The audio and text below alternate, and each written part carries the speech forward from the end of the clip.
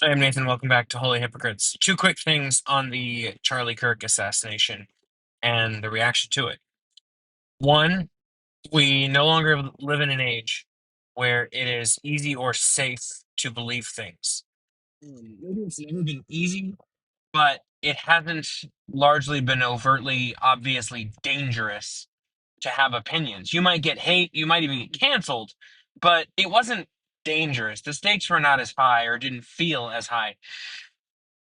We are increasingly in an age, and even in the West, even in America specifically, where the consequences of free speech, there has always been consequences, but the consequences of free speech are getting more dramatic and more challenging, more threatening. And you, as a believer, have to decide what you believe to that point. Do you believe it enough to stand up when it's dangerous and say it? It is going to get harder to believe things. That's what I told my students last week. It is going to get harder to believe things, which makes faith all the more important, which makes believing things all the more important. The other thing that I want to add about the situation and the reaction to it is what Jesus said. Jesus said, "You have heard it said, an eye for an eye, a tooth for a tooth." In other words, you've heard it said, pay back what someone does to you.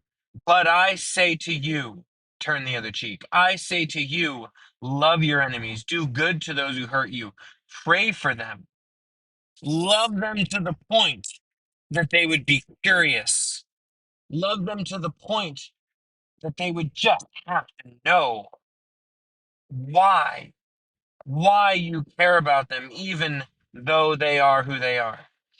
And when you do that, and something it seems like I wasn't a big follower of Charlie, I didn't know a lot of what he said. But what it seems like a lot of what he did was draw people that were angry into rational, sympathetic, compassionate conversation. And that is something Jesus did.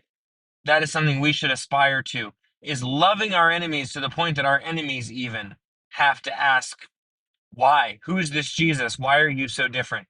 That's the aim. That's the purpose in knowing God and making him known. That's all I got.